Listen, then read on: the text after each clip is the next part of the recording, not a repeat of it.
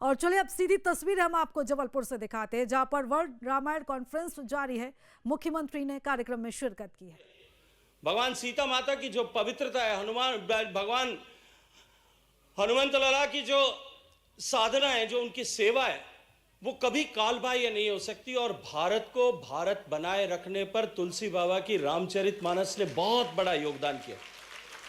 उस कालखंड में जब मुगल आक्रांताओं के शासन के समय में जब भारत का आत्मविश्वास डगमगा रहा था, जब भारत के लोगों के सामने अपने इस धर्म के ऊपर विश्वास करने का एक संकट पैदा हो गया था, भगवान वाल्मीकि ने 1000 साल पहले राम जो है रामायण का सृजन किया होगा। लेकिन बाबा तुलसीदास जी ने सामान्य व्यक्ति की भाषा में, सामान्य बोलचाल की भाषा में भगवान राम के चरित्र को जिस तरह से उद्घाटित किया, इस चित्रकूट की धरती पर रहकर के कहा जाता है कि भगवान ने जब लिखा था, तब भगवान ने जब तुलसी बाबा ने भगवान की कथा लिखी और वो चरित्र जिस तरह से लोगों के जीवन में एक उत्प्रेरक के रूप में जिस तरह से उसने काम किया, उसने सनातन के प्रवाह को सुरक्षित रखने और लोगों का अपने धर्म और आस्था पर विश्वास को जो है वो बढ़ाने के लिए उन्होंने उनके इस कथा ने, उनके इस चरित्र ने, उनके इस महाकाव्य ने, उनके इस भगवान श्री राम की स्तुति ने बहुत बहुत बड़ी भूमिका का निर्वहन किया। और आज जब एक तरफ भारत सांस्कृतिक पुनर्जागरण के दौर से गुजर, एक तरफ भारत बदलाव के दौर से गुजर रहा है, भारत की संस्कृति, भारत की सांस्कृतिक मान्यताओं और सनातन के सारे मूल्यों का सम्मान पूरे विश्व भर में नए सिरे से स्थापित हो रहा है, वहीं दूसरी तरफ इस डिजिटल युग में जिस तरह से एक सह आशय वैचारिक प्रदूषण दुनिया की भारत विरोधी ताकतों के द्वारा फैलाया जा रहा है, ऐसे महत्वपूर्ण कालखंड में रामचरितमानस और भगवान राम के चरित्र को इन युवाओं के साथ में ले जाकर के युवाओं को रामायण का एम्बेसडर बने, वो रामचरितमानस के एम्बेसडर बने, इस दृष्टिकोण से ये कार्यक्रम आयोजित किया जाना निश्चित रूप से अभिनंदन के योग्य है, साधुवाद के योग्य है।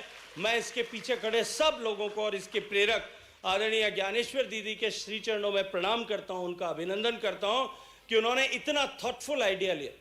क्योंकि आज जब रामायण को जब भगवान श्री राम के चरित्र को, रामायण को केवल अध्ययन करने की आवश्यकता नहीं है, आज आवश्यकता केवल भगवान श्री राम के चरित्र को याद करने की नहीं है, उसको अपने जीवन में उतारने की जब महती आवश्यकता है।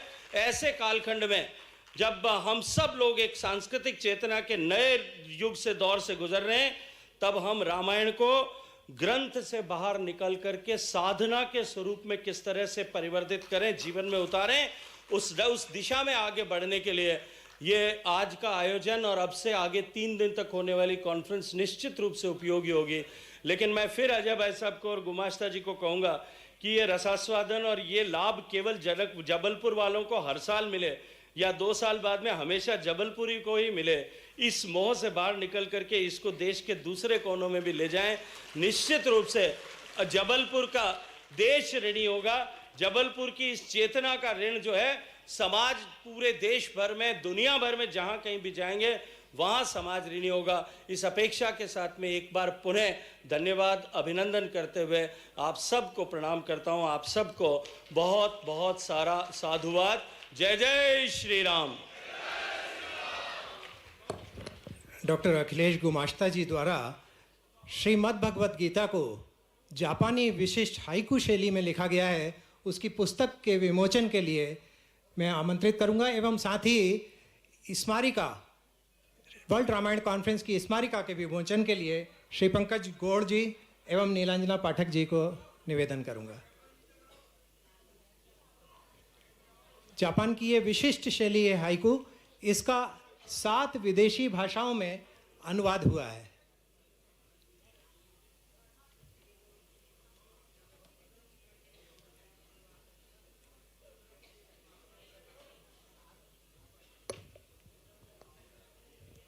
Translated in 7 foreign languages in poetic style, written by Dr. Akhilesh Gumashta ji.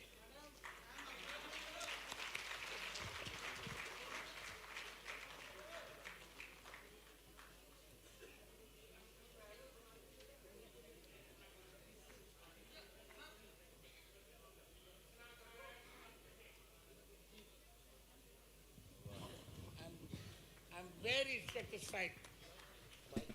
तो ये सीधी तस्वीरें आप देख रहे हैं जबलपुर से, जहां पर And world I Ramayana am conference blessing for your good and का ये खास कार्यक्रम, और इस कार्यक्रम में मुख्यमंत्री ने शिरकत की है और यहाँ पर पुस्तक का विमोचन किया जा रहा है। उनका समय कम है, हम लोग तो ज्यादा चाहते हैं।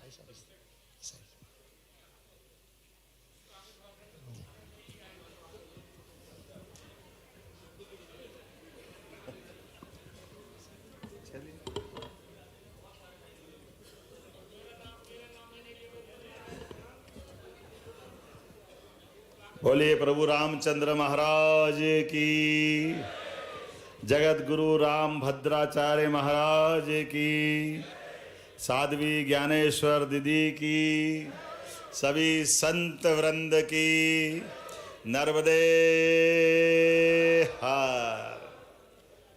जाबाली ऋषि का ये पवित्र धाम और भाग्य इतना अच्छा, अंतर्राष्ट्रीय रामायण उत्सव और भारत सरकार सहित अलग अलग स्थानों से, देश देश से, अलग अलग भाव से आए हुए सभी हमारे महानुभाव मंच पर मौजूद माननीय मंत्री, भारत सरकार जो संस्कृति और पर्यटन दोनों का दायित्व का निर्वहन कर रहे हैं, और बहुत सुंदर व्याख्या करते हुए हमारे इस स्थान को दोनों दृष्टि से महत्व आपने बढ़ाया है।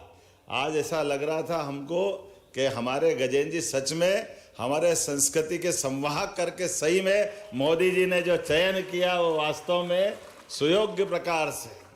मैं महाराज जी का आपने आशीर्वाद लिया, मैं भी बधाई देना चाहूँगा। माननीय मंत्री जी को मध्य प्रदेश सरकार की ओर से बधाई, जोरदार अभिनंदन आप सबकी ओर से। इस अवसर पर माननीय राकेश सिंह जी, हमारे सबके चहेते नेता और लोकप्रिय पीढ़ी मंत्री माननीय राकेश सिंह जी का भी अभिनंदन। अब आप ताली सबके लिए बजाते जाओ। धर्मेंद्र लोधी जी के लिए भी, माननीय अजय भैया जब बोलते हैं तो तथ्यपरक बात रखते हैं तो एक अलग आनंद आ जाता, लेकिन समय कम पड़ रहा तो थोड़ा इशारा करना पड़ रहा था। ये कार्यक्रम तो बहुत अच्छा बना है, लेकिन ये घड़ी किसी के बस की बात नहीं है। समय की सीमाओं के कारण से हम बीच में माननीय मंत्री जी और मैंने माननीय महाराज जी से और आप सबसे अनुमति ले रहे हैं, क्योंकि आप माननीय केंद्रीय मंत्री जी को भी 6 बजे के पहले फ्लाइट से निकलना रहेगा। और हमने कहा इसलिए महाराज जी का आशीर्वाद, महाराज जी ने एक बात के लिए अनुमति जरूर दी है कि 2 शब्द मेरे सुन के जाना फिर निकलना, तो मैं इस बीच में ज़्यादा बाधा न बनते हुए आज ये पूरा मंच जोरदार अभिनंदन कर दे सारे मंच के लिए। माननीय सुमित्रा जी, आशीष जी, जगत बहादुर जी, अशोक रोहाणी जी, सुशील तिवारी जी, अभिलाष पांडे जी, नीरज लोधी जी, संतोष बरकड़े जी और बाकी सारे हमारे इस अवसर पर सम्मानीय अतिथिगण, आगंतुक आमंत्रित अतिथिगण, आप सब कई जन्मों के पुण्य से वास्तव में भारत का स्वरूप बनाए रखने के लिए, वैसे तो 33 करोड़ देवी देवता हमारे हैं, लेकिन भगवान राम और कृष्ण के माध्यम से दुनिया के अंदर भारत की जो पहचान बनी, वाकई दोनों का अपना योगदान। भगवान राम ने ये जो हम कहते हैं कि भारत विश्वगुरु बनना चाहता है, तो विश्वगुरु बनने चाहने में कोई किसी की भौगोलिक सीमाओं पे अतिक्रमण करके कोई अधिसत्ता नहीं बनाना।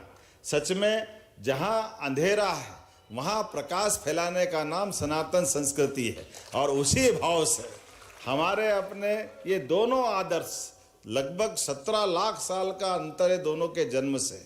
भगवान राम का माना जाता है कि 16-17 लाख साल पहले घटना हुई, लेकिन भगवान राम के जीवन से सारे पारिवारिक से लेकर के हर एक उलझे सुलझे प्रश्नों के उत्तर भगवान राम के जीवन काल से हमको मिलते हैं।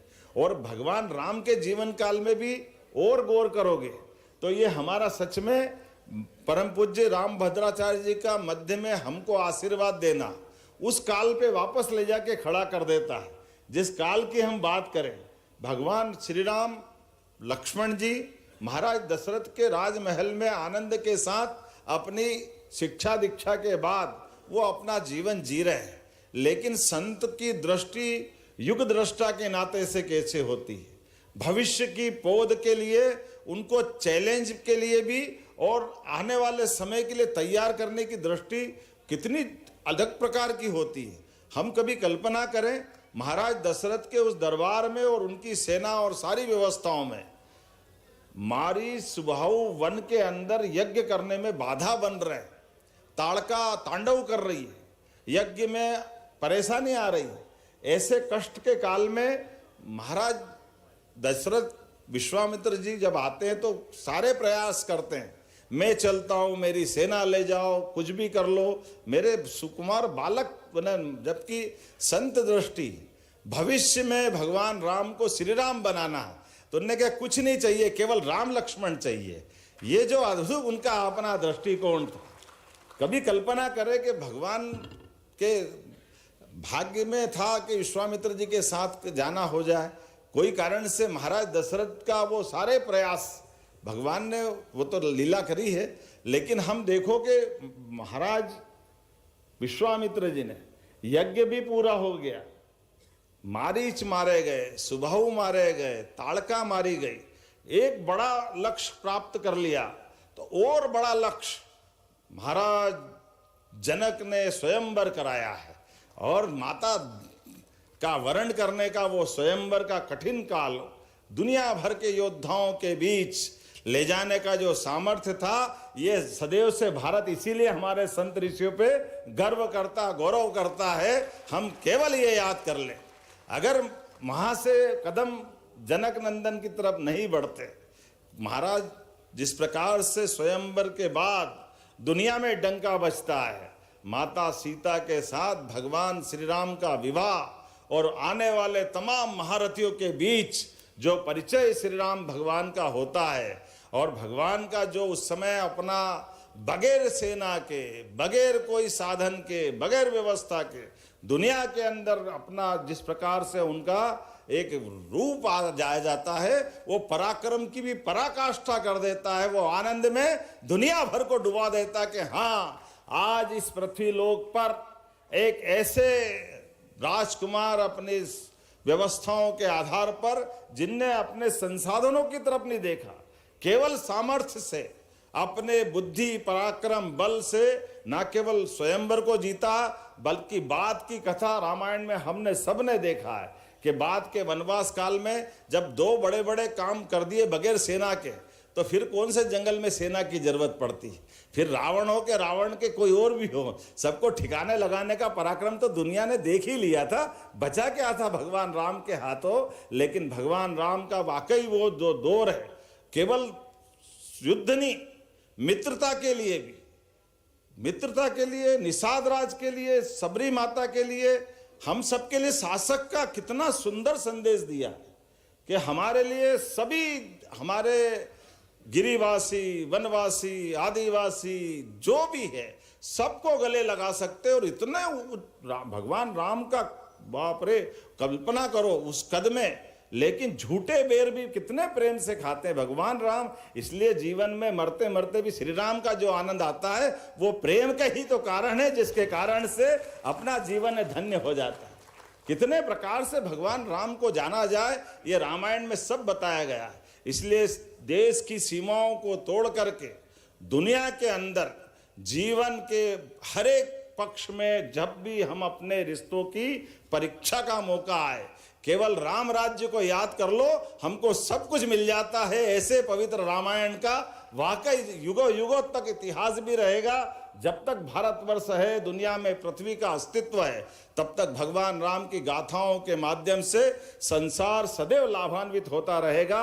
मैं आज के इस अवसर पर मध्य प्रदेश सरकार की ओर से इस रामायण सम्मेलन के अवसर पर सबको शुभकामना देता हूँ, बधाई देता हूँ। और महाराज जी यहाँ विराजमान है तो मैं धृष्टता कर रहा हूँ बोलते बोलते, क्योंकि महाराज जी जब बोले तो केवल सुनते रहो, ऐसा आनंद आता है उनको सुनते हुए। और महाराज जी आज इस बात के भी प्रमाण है, 550 साल का संघर्ष अयोध्या का हुआ था, लेकिन महाराज जी ने अपनी उपस्थिति से सुप्रीम कोर्ट, अच्छा सर्वोच्च न्यायालय में भी तर्क शक्ति के बलबूते पर भगवान राम का भव्य दिव्य मंदिर बनाने का मार्ग प्रशस्त किया था। यह हमारे लिए सौभाग्य की बात है। सच में आज का हमारा रामायण सम्मेलन सफल हो गया। महाराज जी, ये जबलपुर भी ऐसा भाग्यशाली नगर है। हमने माता नर्मदा की जय जयकार तो पूरी नर्मदा परिक्रमा में करते हैं, लेकिन जाबाली ऋषि का प्रताप है कि यहाँ के काले पत्थर भी संगमरमर के बन जाते हैं। ये दुनिया में कहीं नहीं होता, ये केवल जबलपुर में ही होता है। ऐसे उज्जवल धवल मन के चरित्र के पक्के अच्छे भाव स्वभाव वाली इस प्रकृति की लीला में इससे बड़ा प्रमाण क्या हो सकता है। हम सब सौभाग्यशाली हैं। आज का ये पूरा आयोजन हो रहा है। मैं विनम्रता के साथ थोड़ा सा महाराज को सुनकर जल्दी जाने की आपसे अनुमति भी चाहता हूं और उम्मीद करता हूं कि ये अपना आयोजन अपनी पूरी गरिमा गौरव के साथ धूमधाम से अच्छे से संपन्न होगा। और आपने कहा अगली बार जबलपुर में भी होगा, जहाँ आप चाहोगे मामा होगा, कोई परेशानी नहीं। हमारे मंत्री जी को भी मैं इस आश्वस्त करता हूं। लेकिन ये बात सही है कि भगवान राम को भजन करने के लिए जहां मौका मिले हमारा जीवन ने धन्य करता है। मेरी अपनी ओर से पुनः एक बार फिर इस अच्छे आयोजन की बधाई। बोलो जय श्री राम। जय श्री राम। भाई साहब, मन नहीं भरा है, फिर पुनः बुलाएंगे। मैं अनुरोध करूंगा महाराज जी के हाथों हमारे जो राम पथ गमन न्यास के अध्यक्ष हैं, महाराज जी के द्वारा प्रदान करेंगे श्री राम वन पथ गमन न्यास का ड्राफ्ट रिपोर्ट। अब मैं अनुरोध करूंगा बिना देरी किए परम पूज्य गुरुदेव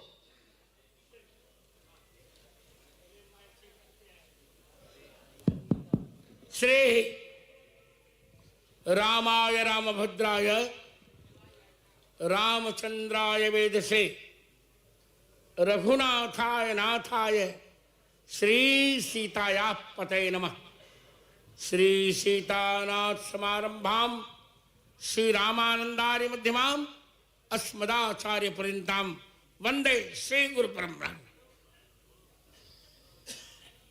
इस चतुर्थ विश्व रामायण उपवेशन में विशिष्ट अतिथि की भूमिका निर्वहन करने वाले मेरे वात्सल्य भाजन मध्य प्रदेश के यशस्वी मुख्यमंत्री आयुष्मान डॉक्टर मोहन यादव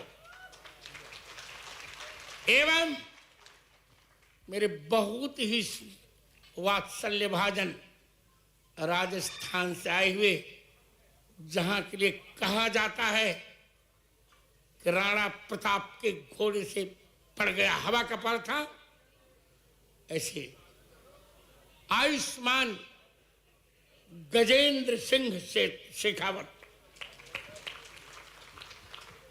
मुझे मेरी छोटी बहन, अच्छा, तो मेरी बेटी ज्ञानेश्वरी, सभी सम्माननीय सदस्यगण, यद्यपि स्वागत भाषण में अजय जी ने थोड़ा मुझे नेग्लेक्ट किया था, पर मैंने सहन कर लिया। हम कहा ठीक है, क्योंकि मान अपमान है उस तुल्य है। 2 वाक्य बोलकर मैं मुख्यमंत्री और गजेंद्र जी को भेजूंगा। 2 वाक्य बोल रहा हूं, इस बार मैं बोलूंगा। देखिए, रामायण सम्मेलन का अर्थ होता है कुछ मिथक तय करना। जब तक हम मिथक तय नहीं करेंगे तब तक रामायण सम्मेलन कैसा है। और आज दुर्भाग्य ये है कि लोग सब कुछ कर रहे हैं पर पढ़ते लिखते नहीं। आज 2-3 चर्चा मैं करके इनको पहले छोड़ूं, फिर मैं आपसे चर्चा करूंगा। बार बार श्री राम की चर्चा की जाती है। अभी गजेंद्र जी ने इतना सुंदर कहा, मेरा मन हो रहा था कि इस बालक को गोद में लेकर मैं घूमूं। और मुझसे चर्चा करके डॉक्टर मोहन यादव ने जो बात कही, हृदय से मैं आशीर्वाद देता हूं। ये सामान्य बात नहीं है, प्रशंसा नहीं कर रहा हूं। इनके बेटे का विवाह हुआ, आप मुझे सुनिए, इनके बेटे का विवाह हुआ। मैंने कहा मैं तो नहीं आ पा रहा हूँ, आप आशीर्वाद दीजिए। बेटे आप या तो चुप रही, नहीं मैं माइक फेंकूं। No no, I will not tolerate. Let me say, अपने पुत्र के विवाह के तुरंत बाद इन्होंने पुत्र और पुत्र वधू को नर्मदा परिक्रमा के लिए भेज दिया। ये बहुत बड़ा कार्य था। अब मैं रामायण जी के 2-3 बात कह रहा हूं। राम है कौन? आप चुप रहिए, उधर चुप कराइए, नहीं तो चलूं। राम है कौन? क्या योगियों में रमने वाले राम? क्या सबको रमाने वाले राम? आज की दृष्टि में गजेंद्र जी, राम का अर्थ क्या है?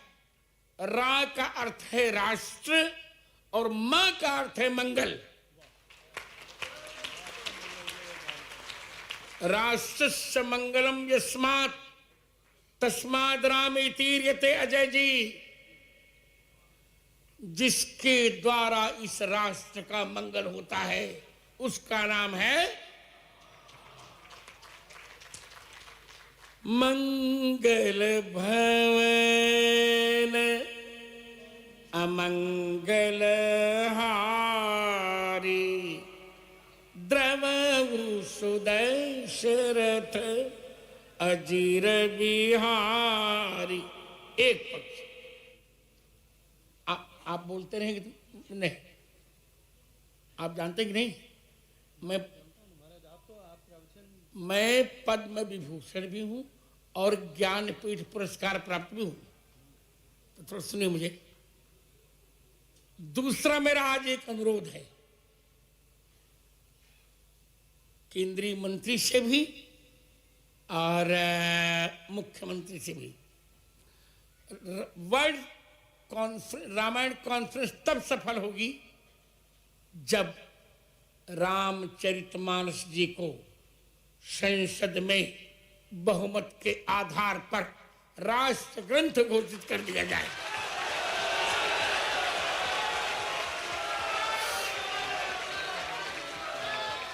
आप मेरी बात सुनिए, क्यों राष्ट्र ग्रंथ घोषित कर दिया जाए? 2-3 कारण हैं। प्रायः नीतिगत प्रकरणों में मोदी जी मुझसे चर्चा करते हैं, ये सत्य है। जब ऑपरेशन सिंदूर हुआ था और पहलगांव के घटना के पश्चात सारा भारत क्रुद्ध था, चर्चाएं प्रारंभ हुई। मैंने कहा इसका दंड यह है कि जो रण हमें पचारे को लड़ाई सुखे निकाल के लो, दंड दो, उचित दंड दो। रक्षा मंत्री जी ने कहा आधार क्या होगा? मैंने कहा सुंदरकांड के 23वें दोहे की 5वीं पंक्ति आधार होगी, जिन मुहि मारे तिन मैं मारा।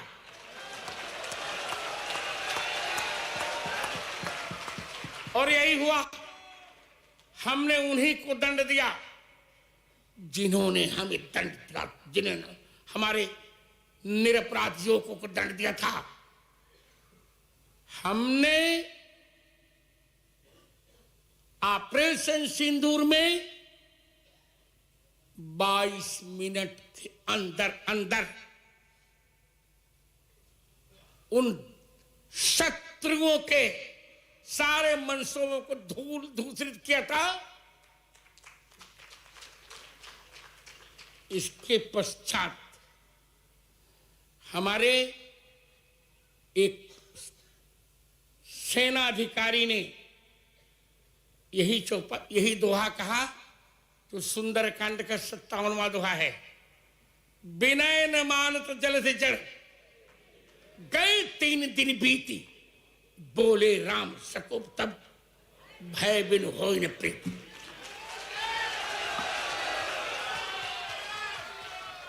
दो तीन वाक्य और केवल 3 वाक्य। बंद करो।